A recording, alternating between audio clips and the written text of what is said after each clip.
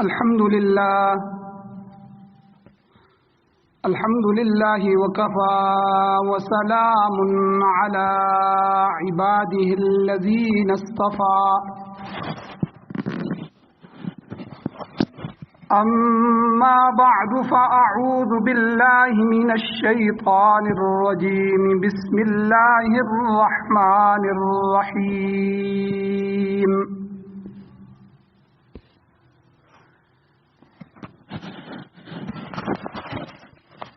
الف لام میم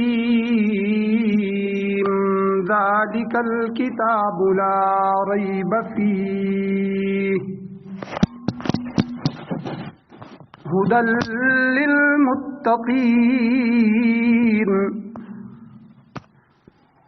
وقال الله تبارك وتعالى والذين آمنوا وعملوا الصالحات سندخلهم جنات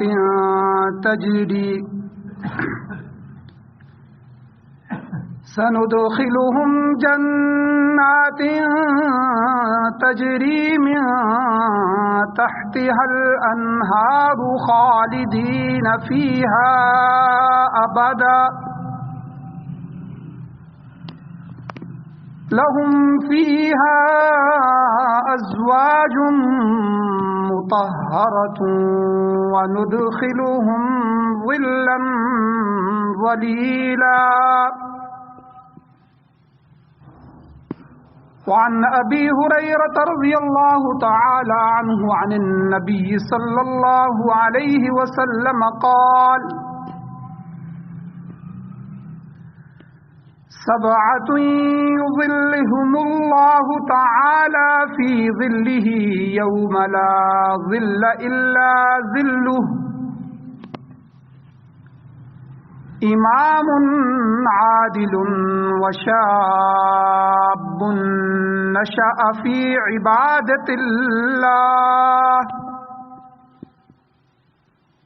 ورجل قلبه معلق بالمسجد ورجلان تحابا في الله اجتمعا عليه وتفرقا عليه ورجل ذكر الله خاليا ففاضت عيناه ورجل دعته امرأة ذات منصب وجمال فقال إني أخاف الله ورجل تصدق بصدقة فأخفاها حتى لا تعلم شماله ما تنفق يمينه صدق الله العظيم وصدق رسوله النبي الأمي الكريم اللهم صل على سيدنا محمد وعلى آل سيدنا محمد.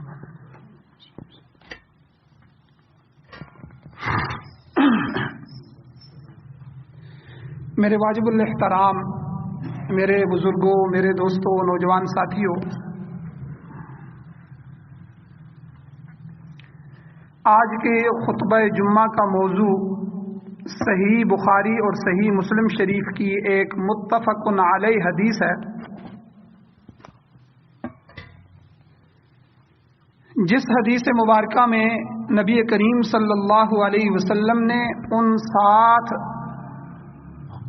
خوش قسمت اور خوش نصیب لوگوں کا تذکرہ فرمایا جنہیں قیامت کے دن عرش باری تعالی کا سایہ نصیب ہوگا، اور اس روز، اس دن، اس عرش کے سائے کے علاوہ کوئی سایہ نہیں ہوگا۔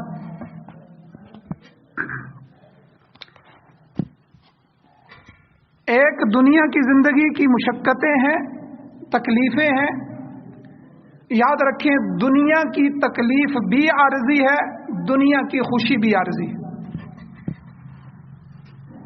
آج ایک آدمی خوش ہے، ایک ہفتے کے لیے خوش ہے، پھر اچانک غمی آ جاتی ہے، وہی آدمی ہمیں ہفتے دو ہفتے بعد مغموم نظر آتا ہے۔ پتہ چلا کہ یہاں ملنے والی خوشیاں مستقل نہیں ہیں۔ اور اسی طرح آخرت کی جو خوشیاں ہیں وہ خوشیاں بھی دائمی ہیں اور وہ عذاب بھی دائمی ہیں۔ اگر اللہ نے ایمان کی برکت سے جنت میں داخل کر دیا تو ہمیشہ کے لیے جنت، اگر کافروں کو جہنم میں بھیج دیا گیا تو ہمیشہ کے لیے عذاب۔ لیکن اس سے پہلے حشر قائم ہوگا۔ دنیا اور آخرت کے درمیان دو چیزیں اور ہیں، ایک ہے عالم برزخ، انسان جب فوت ہو جاتا ہے، اس دنیا سے چلا جاتا ہے تو اس کو قبر میں دفن کر دیا جاتا ہے۔ اب قیامت تک، حشر کے قائم ہونے تک، یہ ہزاروں لاکھوں سال جو انسان عالم برزخ میں موجود ہے تو وہاں کامل خوشیاں اور کامل عذاب نہیں ہے، بلکہ حدیث مبارکہ میں آتا ہے کہ نیک آدمی کے لیے جنت کی کھڑکی کھول دی جاتی ہے جس سے اس کی نعمتیں، اس کی ہوائیں، اس کی خوشبودار ہوائیں، یہ سارا کچھ خوشبوئیں وغیرہ اس کو آتی رہتی، اور جہنمی کے لیے جہنم کی کھڑکی کھول دی جاتی ہے۔ لیکن جب ہم قبر سے کھڑے ہوں گے، عالم برزخ سے اگلے جہان عالم حشر کی طرف منتقل ہوں گے، جس میں اللہ تعالی حساب کتاب لیں گے، وہ دن بھی لمبا دن ہوگا، ہزاروں سال کا دن ہوگا، ایک لمبی زندگی ہوگی۔ اور جس میدان میں ہمیں جمع کیا جائے گا اس میدان میں کوئی بلڈنگ نہیں ہوگی، کوئی سایہ نہیں ہوگا، اور سورج قریب ہوگا۔ ساری مخلوقات انتہائی تکلیف میں، انتہائی مشکل میں پڑی ہوں گی۔ تو اس دن نبی علیہ الصلوۃ والسلام نے فرمایا 7 خوش نصیب ایسے ہیں کہ جس دن کوئی سایہ نہیں ہوگا، اللہ کے عرش کا سایہ ہوگا۔ اللہ تعالیٰ ان 7 قسم کے آدمیوں کو اپنے عرش کے سائے کے نیچے جگہ نصیب فرمائے۔ اس کی مثال سمجھیں، جیسے 5-10 کلو آٹے کے لیے ایک ہزاروں کی، سینکڑوں کی لائن لگی ہو، اور جس طرح ابھی پیچھے گرمیوں میں لگی تھی، لوگ بے ہوش ہو رہے تھے، گر رہے تھے، پریشان تھے، بے چین تھے، اور ایک آدمی کو پروٹوکول دیا جاتا ہے، اس کو آ کر اے سی کے کمرے میں بٹھا دیا جاتا ہے اور اس کے لیے مشروبات پیش کی جاتی ہیں، اور ساتھ اسے کہا جاتا ہے کہ آپ ہمیں بتائیں کہ آپ کو کتنا آٹا چاہیے۔ ویسے تو ہم 10 کلو سے زیادہ نہیں دے رہے، آپ بتائیں آپ کو من چاہیے، 2 من چاہیے، 3 من چاہیے، پھر ہم آپ کے گھر تک، آپ کے ڈیرے تک پہنچائیں گے۔ تو یہ کتنا خوش نصیب آدمی سمجھا جاتا ہے کہ اس تکلیف میں، اس پریشانی میں، جب ساری مخلوق پریشان ہے، اس کو جو ہے وہ ایسی جگہ بٹھایا جا رہا ہے اور اس کا اکرام کیا جا رہا ہے۔ اگرچہ یہ انصاف کے تقاضے کے مطابق نہیں ہے، لیکن مثال دینے سے ایک بات سمجھانی ہے کہ جب حشر کے میدان میں سب جمع ہوں گے تو حضور نے فرمایا کہ سارے کے سارے ننگے ہوں گے، لیکن ہر آدمی اپنی پریشانی میں اتنا مگن ہوگا اس کو کسی دوسرے کا خیال ہی نہیں ہوگا۔ وہ مقدس رشتے، وہ قریب کے رشتے جن پر ہمیں مان ہوتا ہے، مشکل میں ہمیں ان کی طرف توجہ ہوتی ہے، امید ہوتی ہے، بھائی کا رشتہ، والد کا رشتہ، ماں کا رشتہ، اللہ نے قرآن مجید میں فرما دیا یوم یفر المرء من اخیہ، اس دن آدمی اپنے بھائی سے بھاگے گا، وَأُمِّهِ وَأَبِيهِ، اپنی ماں سے، اپنے باپ سے بھاگے گا، کہیں مجھے ان کو کوئی نیکی نہ دینی پڑ جائے، یہاں تک کہ پیغمبر بھی نفسی نفسی پکاریں گے کہ آج ہماری جان بچ جائے، اللہ اتنے جلال میں ہیں، آج حشر کا میدان قائم ہو گیا۔ حالانکہ پیغمبر معصوم ہوتے ہیں، بخشے بخشائے ہوتے ہیں، لیکن ان کو بھی فکر ہوگی کہ جو اللہ نے ہمیں ایک پیغام دینے کے لیے پیغمبر بنایا تھا، ہو سکتا ہے ہم سے کوئی کوتاہی رہ گئی ہو، ہم نے پوری طرح حق نہ ادا کیا ہو۔ تو ہر بندہ اپنے نفس کی فکر میں ہوگا، اور دھوپ ہوگی، تنگی ہوگی، پریشانی ہوگی، مشکلات ہوں گی۔ تو حدیث مبارکہ میں، بخاری اور مسلم شریف کی اس حدیث میں جو میں نے آپ کے سامنے پڑھی ہے، اس میں نبی علیہ السلام نے فرمایا ایک ہی عرش کا سایہ ہوگا، اور یہ 7 بندے ایسے ہیں کہ جن کا اللہ اکرام کریں گے اور ان کو اپنے عرش کے سائے کے نیچے جگہ نصیب فرمائیں۔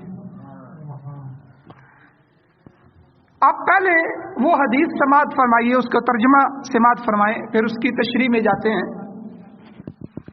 حضرت ابو ہریرہ رضی اللہ تعالیٰ عنہ بیان کرتے ہیں کہ رسول اکرم صلی اللہ علیہ وسلم نے ارشاد فرمایا کہ 7 قسم کے لوگ ایسے ہیں، یظلہم اللہ فی ظلہ، جنہیں اللہ تعالی اپنے سائے میں جگہ دے گا، یوم، اس دن کے لا ظل الا ظلہ، جس دن اس کے عرش کے، اس اللہ کے سائے کے علاوہ کوئی سایہ نہیں ہوگا۔ نمبر 1، حضور نے فرمایا الامام العادل، عادل حکمران، سچا وزیر اعظم۔ اور دوسرے میں وشاب نشأ بعبادت اللہ، وہ نوجوان جس کی نشو و نما، جس کی پرورش اللہ کے عبادت کے ساتھ ہوئی۔ آج ہم اپنے بچوں کی پرورش گانوں کے ساتھ کر رہے ہیں، پتہ نہیں کس کس چیز کے ساتھ کر رہے ہیں۔ خوش قسمت ہے وہ نوجوان اور ان کے گھرانے کہ جن کی پرورش اللہ کے ذکر اور اللہ کی عبادت کے ساتھ ہو رہی ہے۔ اور تیسرا آدمی ورجل قلبہ معلق فی المساجد، وہ آدمی کہ جس کا دل مسجدوں میں لٹکا ہوا ہے، جس کا دل مسجد کے ساتھ متعلق ہو گیا ہے۔ اور چوتھا کون سا آدمی؟ حضور نے فرمایا ورجلان، وہ 2 آدمی تحابا فی اللہ، جنہوں نے آپس میں ایک دوسرے سے اللہ کی رضا کے لیے محبت کی، اجتمع علیہ وتفرقا علیہ، اسی پر وہ اکٹھے ہوئے اور اسی پر جدا جدا ہوئے۔ دوستی اور نفرت کا معیار برادری، خاندان، پیسہ نہیں بنایا، بلکہ اللہ اور اللہ کے رسول کو بنایا۔ 5واں کون سا آدمی؟ ورجل، حضور نے فرمایا وہ آدمی دعته امرأة ذات منصب وجمال، جس کو ایک عہدے دار، خوبصورت منصب والی عورت زنا کی دعوت دے، فقال، تو وہ آگے سے کہے انی اخاف اللہ، مجھے اللہ کا ڈر مانے ہے، میرے دل میں اللہ کا خوف ہے، میں یہ کام نہیں کر سکتا۔ اور 6، ورجل، آدمی، وہ آدمی، حضور نے فرمایا تصدق بصدقۃ، کہ جو اس طرح صدقہ کرے کہ فاخفاها، اس کو خفیہ طور پہ صدقہ دے، چھپا کے صدقہ کرے، حتی، یہاں تک کہ حضور نے مثال دی لا تعلم شمالہ ما تنفق یمینہ، کہ اس کے بائیں ہاتھ کو بھی پتہ نہ چل سکے کہ اس کے دائیں ہاتھ نے کیا خرچ کیا۔ اور 7واں وہ آدمی جس کو اللہ اپنے عرش کے سائے کے نیچے جگہ عطا فرمائیں گے، وَرَجُلٌ ذَكَرَ اللَّهَ خَالِيًا فَفَاضَتْ عَيْنَاهُ، وہ آدمی جس نے علیحدگی میں، خلوت میں اللہ کو یاد کیا اور اس کی آنکھوں سے آنسو بہ نکلے۔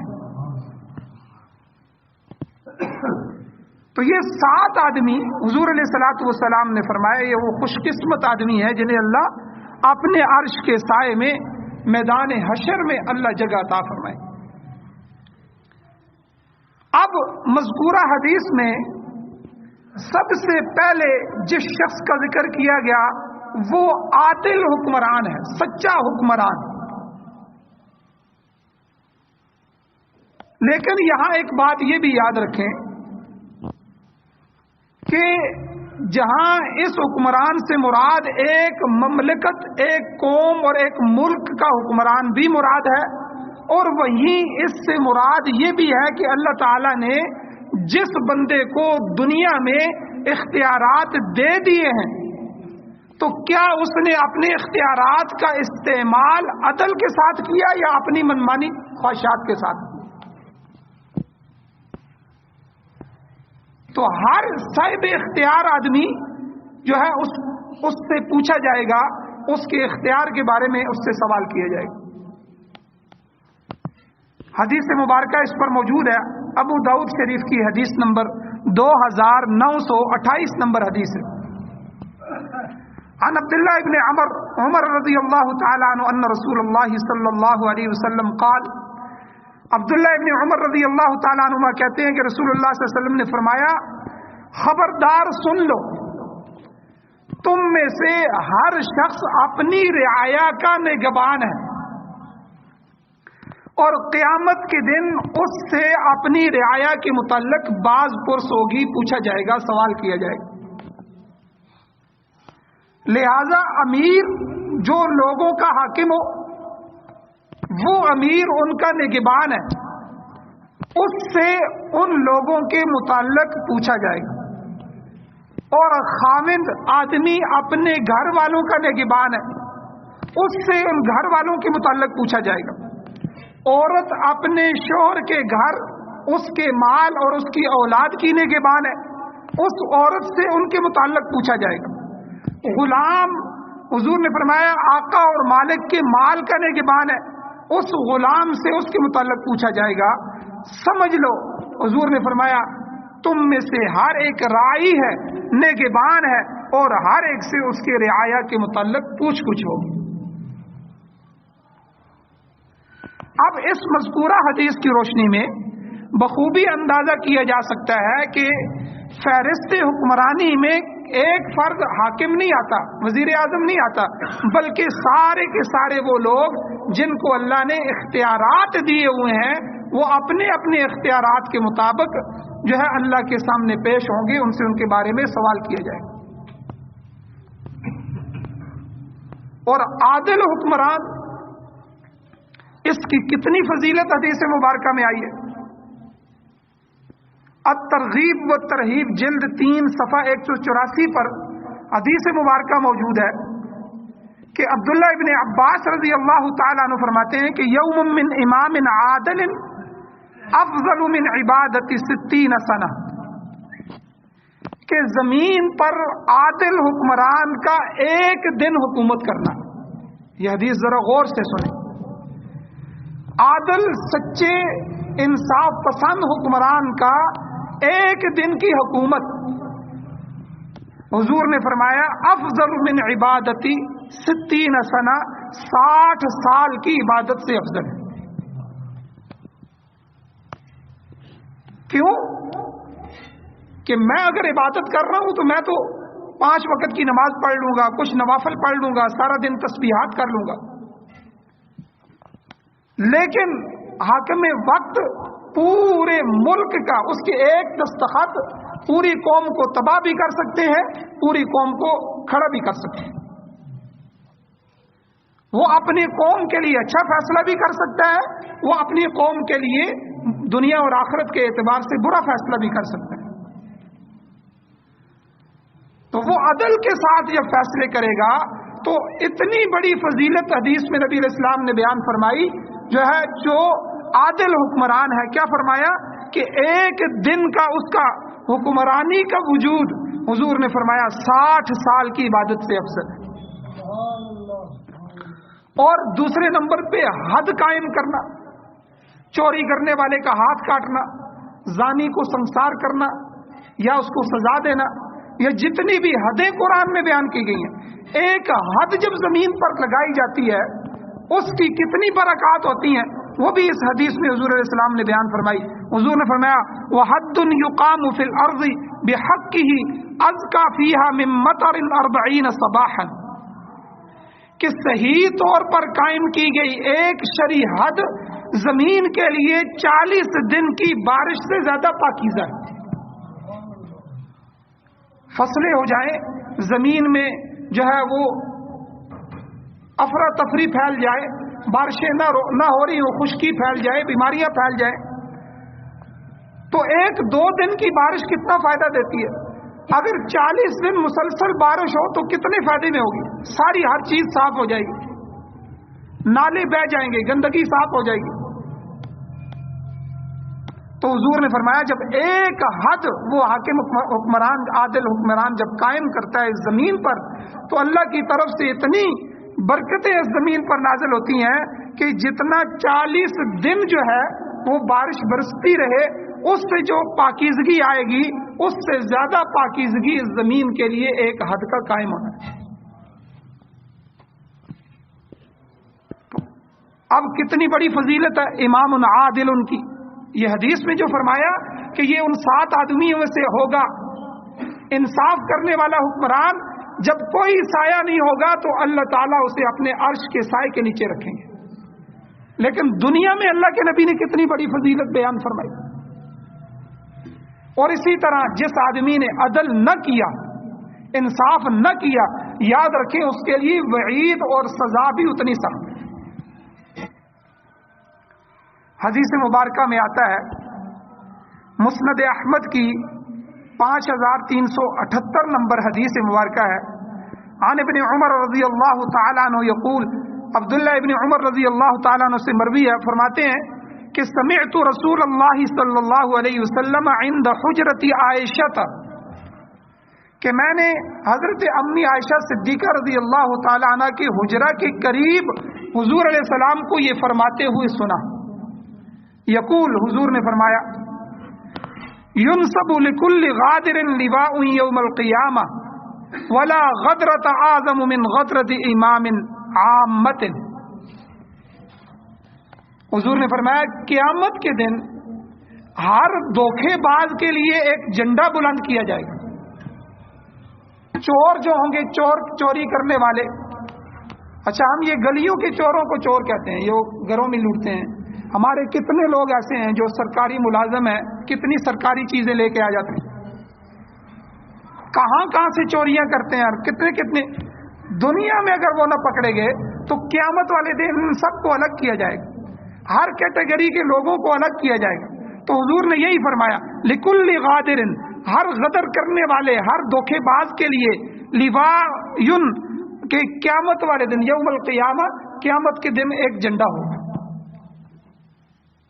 ولا غدرۃ اعظم من غدرۃ امام عامۃ، حضور نے فرمایا سربراہ مملکت کے دھوکے سے بڑھ کر کسی کا دھوکہ نہیں ہوگا. کیوں کہ میں اگر دھوکہ دوں گا تو میں تو اپنی اولاد کو دے دوں گا، پڑوسی کو دھوکہ دے دوں گا، چند لوگوں کو دھوکہ دے دوں گا، ایک جماعت، ایک قوم کو دھوکہ دے دوں گا. لیکن حاکم وقت جب دھوکہ دیتا ہے تو پوری مملکت کو دھوکہ دیتا ہے. اس لیے یاد رکھیں، اگر کسی نے کسی کا مال غصب کیا ہے تو جب تک وہ مال اس کے حوالے نہیں کرے گا تو قیامت والے دن اس کا حساب اس کو دینا ہوگا.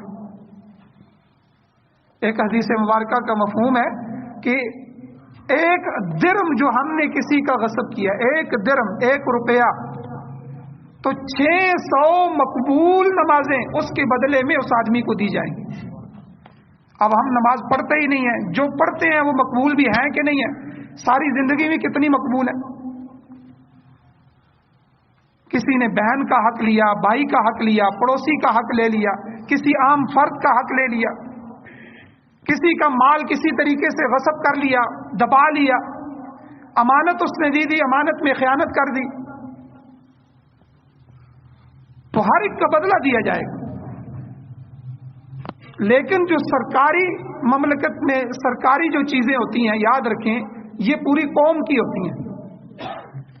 سرکاری آدمی جو دھوکہ کرتا ہے تو اس کو صرف اپنی سرکار کو حساب نہیں دینا بلکہ اسے پوری قوم کو حساب دینا ہو.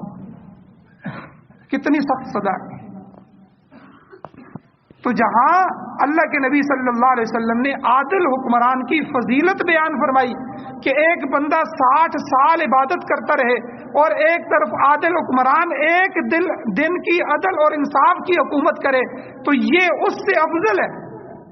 وہاں اللہ کے نبی صلی اللہ علیہ وسلم نے وعید بھی بیان فرمائی کہ بڑوں کا جرم بڑا شمار ہوتا ہے. اب ایک کونسلر جو ہے وہ اپنے محلے کا کونسلر ہے, ان کا ذمہ دار ہے, ان کی جو رقم آتی ہے وہ رقم ان پہ خرچ کرتا ہے کہ نہیں کرتا, رقم لے کے ہڑپ کر جاتا ہے یا کیا کرتا ہے, ملی بھگت سے ادھر ادھر کر دیتا ہے, جو کچھ بھی ہے. کل قیامت والے دن اس کے عدل اور اس کی بے انصافی کا حساب لیا جائے. اور چیئرمین جو ہے وہ پوری یونین کونسل کا ہوتا ہے, اسی طرح اس سے بڑا اس سے بڑا, یہاں تک کہ وقت کا حکمران وہ ان سب کا ذمہ دار ہے. اس لیے تو یاد رکھیں کہ حضرت عمر رضی اللہ تعالیٰ نے جب حاکم بنائے گئے تو روتے تھے اور کہتے تھے اے عمر, تیری حکومت میں اگر دریائے فرات کے کنارے ایک کتا بھی بھوک سے مر گیا تو کل قیامت والے دن تجھے پوچھا جائے گا. اب میری حکومت اور آپ کی حکومت کے نیچے کتے تو نہیں آتے, لیکن مملکت وقت جو وقت کا حکمران ہے اس کے ذمے ہے کہ وہ ساری چیزوں کا خیال رکھے. چند مہینے پہلے افغانستان کے علاقے میں برف پڑ گئی. اب جب برف پڑ جاتی ہے تو پرندے جو دانا چگتے ہیں تو وہ دانا ان کو نہیں ملتا. اب طالبان کی حکومت نے کیا کیا, جگہ جگہ انہوں نے کئی توڑے ہزاروں کے حساب سے انہوں نے بکھیر دیے تاکہ پرندے آ کے اس دانے کو چگیں. اب دیکھیں یہ آج کی حکومت کی میں بات کر رہا ہوں. اور یہاں ہماری حکومتوں میں کیا ہو رہا ہے, کئی وزیروں پر اب چھاپا مارا گیا ہے تو ہرس اور لالچ کی انتہا دیکھیں کہ وہاں سے سیلاب والوں کے لیے آئی ہوئی امداد بھی نکل رہی ہے. ایک تو قوم کو لوٹ رہے ہیں وہ تو الگ ہے, ایک جو باہر سے امداد آئی ہے یہاں کے متاثرین کے لیے وہ خیمے اور وہ ساری چیزیں وہ ساری ان کے وہاں سے نکل رہی. تو اس لیے حضور علیہ الصلوۃ والسلام نے فرمایا کہ عادل حکمران اس کی بڑی فضیلت ہے اور اللہ تعالیٰ قیامت والے دن اسے جو ہے وہ اپنے عرش کے سائے کے نیچے جگہ عطا فرمائے. اور دوسرے نمبر پر حضور علیہ الصلوۃ والسلام نے فرمایا وَشَابٌ نَشَأَ بِعِبَادَةِ اللَّهِ کہ وہ نوجوان جس کی پرورش اللہ کی عبادت کے ساتھ ہوئی. حضور نے فرمایا 7 سال کی عمر میں بچوں کو نماز سکھاؤ, لے کے آؤ. 10 سال کی عمر میں مسجد میں لاؤ, نہ پڑھے تو اس کو مارو. اور ہمارے بچے کہاں تک پہنچ گئے ہیں, 13 سال 15 سال 18 سال مسجد کا منہ ہی نہیں دیکھا انہوں نے. اور کانوں میں ٹوٹیاں لگی ہوئی ہیں, گانے سن رہے ہیں, فلمیں دیکھ رہے ہیں, سب کچھ کر رہے ہیں, والدین کو پتہ بھی ہے. تو یہ میرے بچے کی پرورش صرف کھانا کھلانے کا نام نہیں ہے, اچھی خوراک اچھے لباس کا نام نہیں ہے. میری اولاد کی پرورش کس طرح ہو رہی ہے. شیخ الحدیث مولانا زکریا رحمۃ اللہ علیہ اپنے خاندان کے بارے میں لکھتے ہیں, فضائل اعمال میں بھی موجود ہے. فرماتے ہیں ہمارے بہنوں کو, ہماری بھابھیوں کو اور ہماری دادی نانی سب قرآن کی حافظہ تھی, اور ہمارے گھر کی عورتیں جھاڑو پوچھا کرتے ہوئے کھانا پکاتے ہوئے دن کے 13 15 سپارے پڑھ لیتی تھی. اب آپ بتائیں, اب جب وہ پڑھتی ہوں گی تو ان کے بچوں کی پرورش کس حال میں اوپر آ گئی. تو دوسرا حضور نے اس حدیث میں فرمایا کہ وَشَابٌ نَشَأَ بِعِبَادَةِ اللَّهِ, وہ خوش قسمت خوش نصیب انسان نوجوان کہ جس کی پرورش اللہ کی عبادت کے ساتھ ہو رہی. چند بچے ہم دیکھتے ہیں فجر کی نماز میں آتے ہیں, یاد رکھیں یہ اگلی نسل کی تیاری ہے, یہی قیامت ہے کہ ہمارے بڑے سارے نماز پڑھتے تھے تو ان کی آگے اولادیں جو ہیں ان میں سے 70-80% نماز پڑھتے تھے. آج وہی اولادیں بڑی ہو گئی ہیں, اب وہ جو ہے 50% نماز پڑھ رہے ہیں, اب بچے جو ہے وہ 10% میں نہیں آ رہے. اور آگے جا کے مسجدوں کا کیا حال ہوگا. اور جس محلے میں اللہ کے گھر کا حال جتنا اچھا ہوگا اس محلے کا حال بھی اتنا اچھا ہوگا.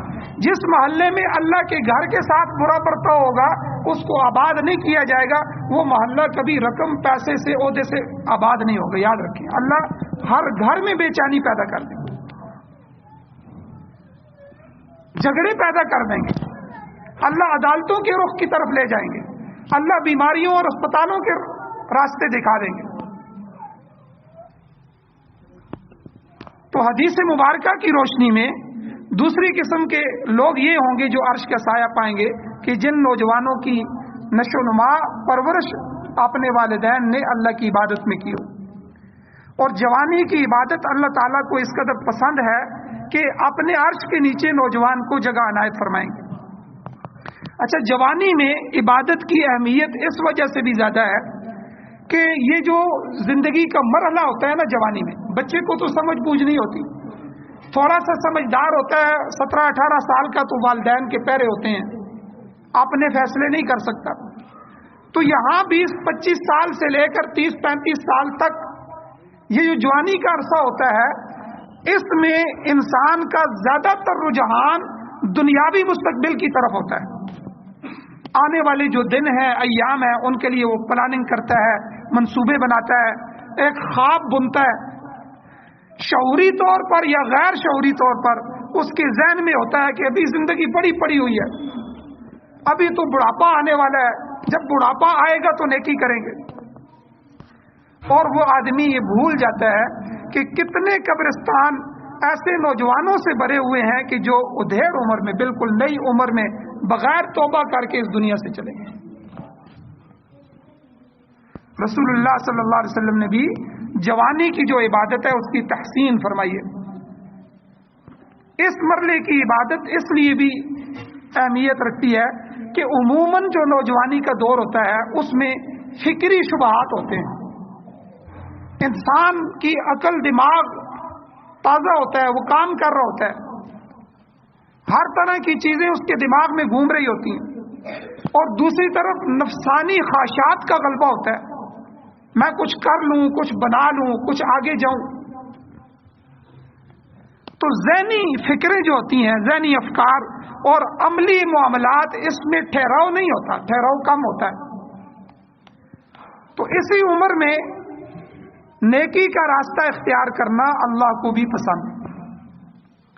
رسول اللہ صلی اللہ علیہ وسلم نے دوسری حدیث میں ارشاد فرمایا, ان اللہ لیعجب من الشاب لیس له صبوۃ, اللہ تعالیٰ اس نوجوان سے خوش ہوتے ہیں کہ جو اپنی خواہشات نفس کی طرف مائل نہ ہو. جب خواہشات پیدا ہونے لگیں وہ اس کو روک دے, یار چھوڑو, پہلے عبادت کریں گے, پہلے نماز پڑھیں گے, بعد میں دکانداری کریں گے, پہلے اللہ کے حکم کو پورا کریں گے, بعد میں باقی معاملات کو دیکھیں گے.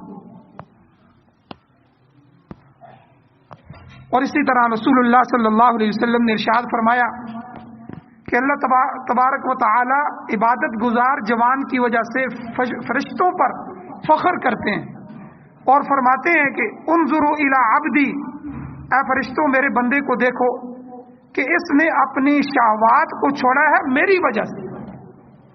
ہم جو کام بھی اللہ کے لیے کرتے ہیں نا, اللہ اپنے فرشتوں پر فخر کرتے ہیں.